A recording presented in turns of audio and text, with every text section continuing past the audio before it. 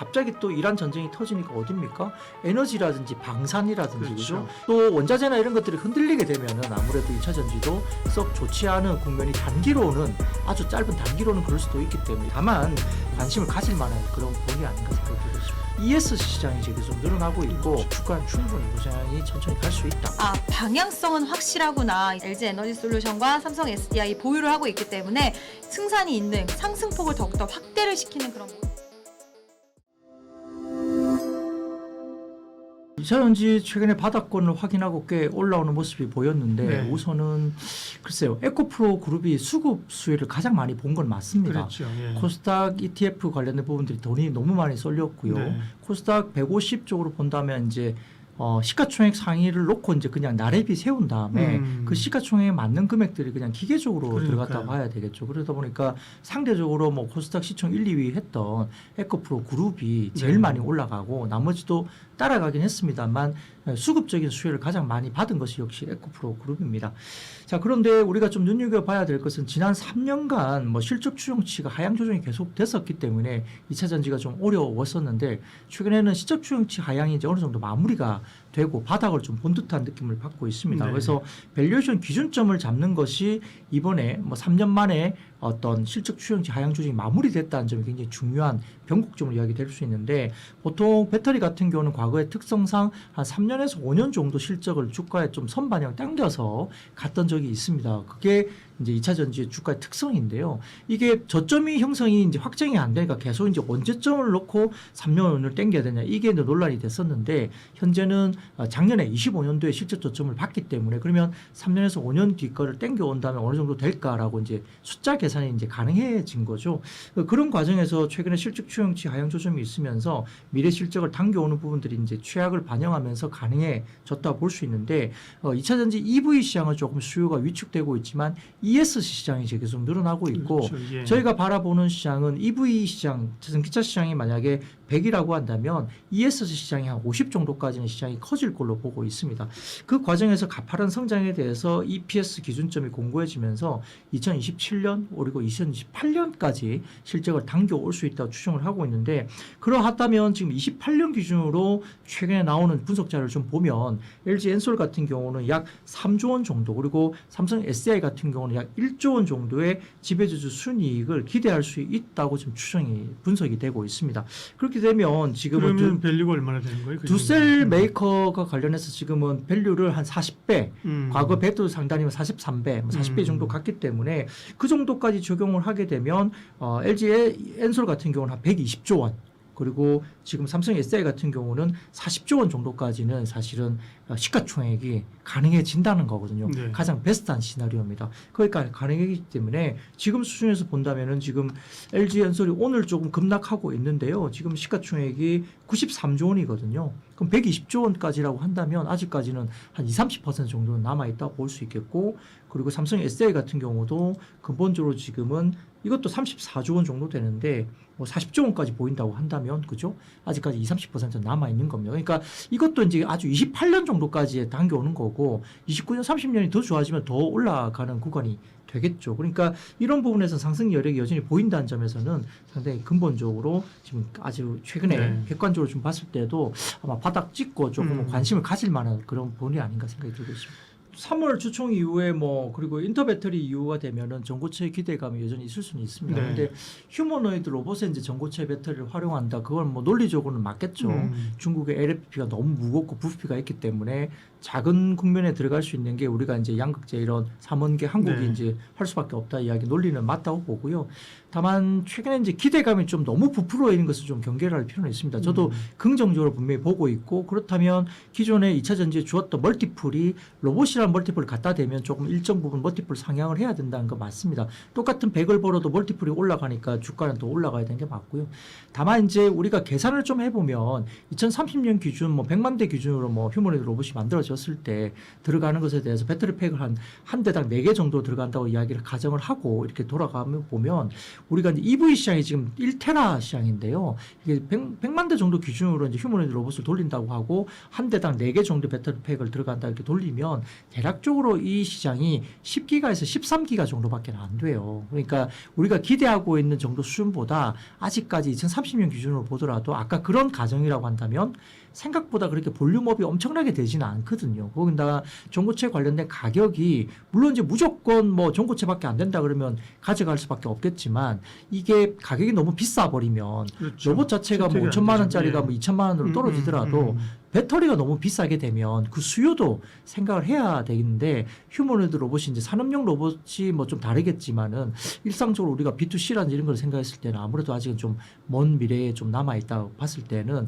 이 배터리에 대한 부분을 가지고 2차 전지에 대한 멀티플을 너무 높게 공격적으로 주는 것은 조금 시기적으로 조금 시간을 좀 더 두고 봐야 된다는 것인데 그렇다고 해도 플러스의 요인은 분명히 맞는 것이죠. 당장은 ESS 시장이 워낙 크게 움직여서 ESS만 놓고 보더라도 어쨌든 멀티플 상향이나 그다음에 2, 3년 뒤에 어떤 그런 것들 당겨와서 반영을 한다 했을 때도 아직은 상승 여력이 있기 때문에 너무 뭐 로봇에 대한 부분들은 뭐 급하게 너무 공격적으로 할 필요는 없다. 근데 그 방향으로 갈 것이라는 점에서는 우선적으로는 ESS에 대한 부분들을 먼저 멀티플에 대한 반영을 하고 로봇에 대한 부분들은 천천히 반영을 해 나가면서 가더라도 주가는 충분히 우상향이 천천히 갈 수 있다. 이렇게 바라보겠습니다. 네. 아직까지도 뭐 적어도 이제 보수적으로 봐도 20-30%의 상승이 남아 있다고 했을 때도 결국은 이게 28년도 걸 당겨오는 조건이지 않습니까? 그러니까 당장 숫자는 좀 안 나올 수 있고 26년 올해도 마찬가지로 실적은 아직까지는 좀 보수적으로 조금 안 좋을 수 있다는 뭐 취지의 이야기들이 많이 나오고 있기 때문에 올해 실적을 보고 투자하는 건 아니거든요. 그러다 보니까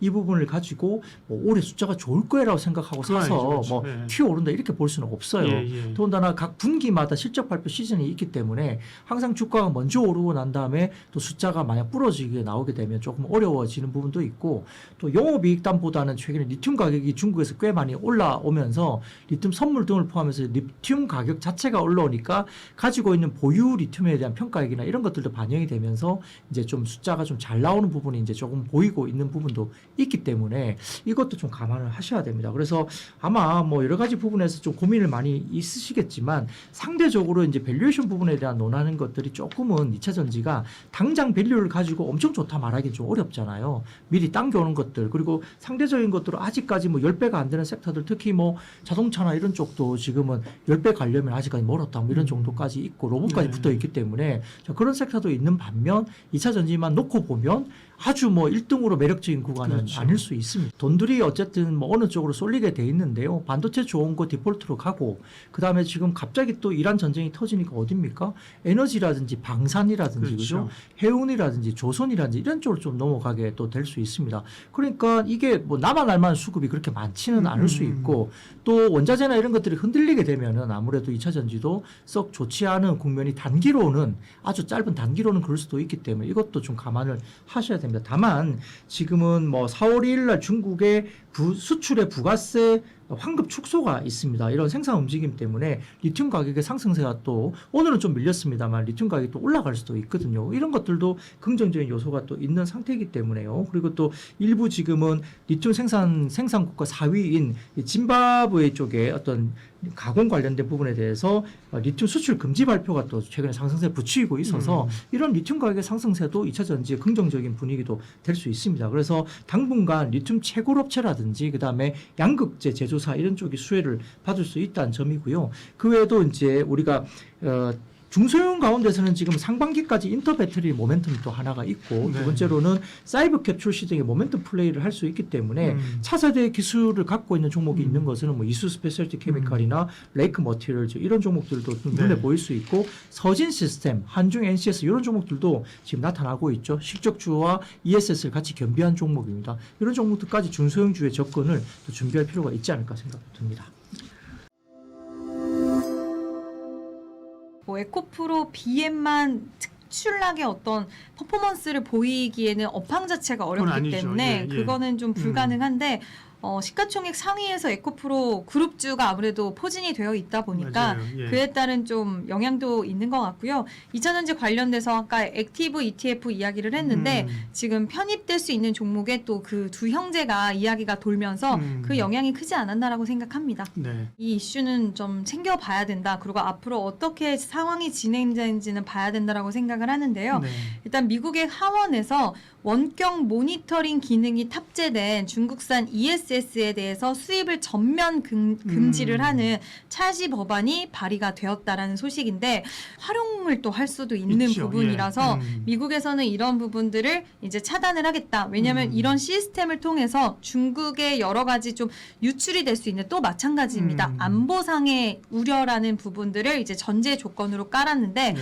아직까진 상원 통과 그리고 대통령 서명이 남아 있기는 하지만 시장에서는 이런 모습들을 보면서 방향성은 확실하구나. 이제 ESS 시장에서도 배제하려는 이런 속도가 가속화되겠구나라는 부분들을 좀 확인을 시켜줬고 시장이 급락이 나오기 전에는 이 이슈를 굉장히 좋게 받아갔어요. 2차 전지 종목군들이 특히 삼성 SDI 같은 경우에는 요즘 분위기가 좀 좋았는데 또 추가적으로 이 이슈까지 나오면서 상승폭을 더욱더 확대를 시키는 그런 모습들도 보여줬기 때문에 이틀 동안의 하락이 추세 자체를 꺾이게는 만들었지만 그 이틀은 우리의 문제가 아니었잖아요. 지정학적 그렇죠. 리스크를 빼놓고 봤을 때 그럼 원래 이렇게 주가 상승을 했던 그 이유와 모멘텀은 다시 한번 상기를 해볼 필요가 있다라고 생각을 하고 있고 지금 일단 남아있는 과정들은 있기는 하지만 미국은 이미 중국산 ESS 쪽으로 한 40% 관세를 부과를 이미 하고 있었던 상황이고요. 그리고 IRA를 통해서 지금 외국 우려 기업에 대해서 부품이나 광물을 채택하지 못하게 하는 그런 흐름들도 FEOC, 가져가고 있었던 상황이었기 때문에 이번에 뭐 관세 무효에 대한 이야기들이 좀 나오기는 했었지만 그 관세 무효 이야기조차도 왜냐하면 트럼프 대통령은 지금 무역 확장법 232조 기반으로 해서 어떻게 하면 더 관세를 더 부과를 시킬 수 있을까라는 부분들을 고민을 하고 있고 만약에 이게 진행이 된다라고 했을 때는 지금 6개 산업군 중에서 배터리도 포함이 되어 있거든요. 네. 근데 여기서 만약에 진행을 한다라고 했을 때는 관세율에 대한 부분들 그리고 적용 기간에 대한 법정 그런 상한이 없기 때문에 얼만큼 때릴지 모른다라는 부분들 물론 이걸 불확실성으로도 볼 수는 있겠지만 방향성 자체가 배제하려는 흐름이기 때문에 더 심하게 하면 심하게 했지 덜하지는 않을 것이다 보고 있고 생산시설을 우리나라 같은 경우에 LG 에너지솔루션과 삼성 SDI 보유를 하고 있기 때문에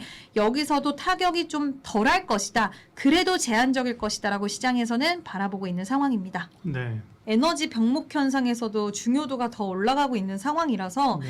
여기서 중국이 가져가고 있는 시장 점유율에 우리나라가 야금야금 잘 뺏어간다라고 한다면 네. 충분히 승산이 있는 그런 시장이라고 볼 수가 있을 것 같고요. 뭐 지금 당장은 괄목할 만한 수주가 안 나오고 있지 않나라고 생각할 수는 있겠지만 우리가 예상하는 것보다 이 수주에 대한 기대감 이미 LG 에너지솔루션과 삼성 SDI 수주가 나오고 있잖아요. 네. 속도는 더디지만 근데 그게 올해부터는 좀 더 이제 빨라질 수 있다라는 이야기를 덧붙여 보자면 저는 충분히 ESS 시장에서도 마진에 대한 부분이나 이런 것들도 있는 시장이기 때문에 저는 좀 긍정적인 시각으로 보실 필요는 있다라고 판단을 하고 있습니다. 지금 우리나라 두 기업이 잡고 있는 상황 속에서 네. 배터리에 대한 채택 흐름은 예상보다는 대량 양산에 대한 부분들이 당장 올해부터 뭐 중국 쪽은 좀 속도를 붙이고 있긴 하지만 당장 대량 양산이 되고 우리나라 배터리들이 채택에 대해서 대량 양산으로 진입하는 그 시기에 대한 부분들은 좀 생길 수도 있겠지만 그 시장에 대한 방향성과 그리고 우리나라가 할 수밖에 없는 그런 역할적인 부분에 있어서는 저는 충분히 기대할 만한 요소라고 보고 있고요. 지금 테슬라 같은 경우에도 LG 에너지 솔루션과 배터리 협업에 대한 네. 이야기 나오고 있는데 네. 뭐 아직까지는 거기 이게 주로 삼원계 쪽으로 얘기가 되는 것 같더라고요. 예. 네. 이게 근데 뭐 대량 양산 한다, 계약하고 막 이런 거는 아니라서 네. 이제 시장에서는 좀 지켜봐야 되라고는 하지만 그들이 중국 배터리를 선택하는 선택지에 대해서는 그렇게 크게 고민을 하고 있는 것 같진 않아요. 시장도 그렇게 됐을 때는 지금 옵티머스의 양산을 뭐 이르면 올해를 계속 잡고 있는 상황 속에서 이게 대량 쪽으로 가면 갈수록 그 두 사에 대한 협력 소식은 더욱더 좀 짙어질 수 있다라고 생각을 하기 때문에 휴머노이드 배터리 먼 이야기지라고 생각하실 수는 있어도 올해 지금 전체적으로 뭐 학회라든지 박람회 같은 거 많이 하고 있잖아요. 그런데 보면 어떤 거를 중점적으로 하냐라고 봤을 때 AI가 물론 가장 큰 카테고리에서는 주인공의 역할을 하고 있지만 거의 다 로봇을 선보이고 있어요. 뭐 인터배터리는 그냥 정말 2차 전지 쪽의 그런 행사라고 볼 수 있겠지만 지금 그 외에 여러 가지 박람회라든지 학회 일정들을 좀 소화하는 기업들을 보면 거의 다 로봇 쪽의 부스를 강화해서 움직임이 나타나고 있기 때문에 지금 시장에서 앞으로 나와 있는 휴머노이드 로봇이라던가 로봇 산업에 대해서 먼 이야기 같긴 하지만 중국도 그렇고 속도감은 확실히 붙여지고 있기 때문에 저는 로봇 관련된 휴머노이드 배터리 관련돼서는 우리가 지켜볼 필요는 충분히 있다라고 생각을 합니다.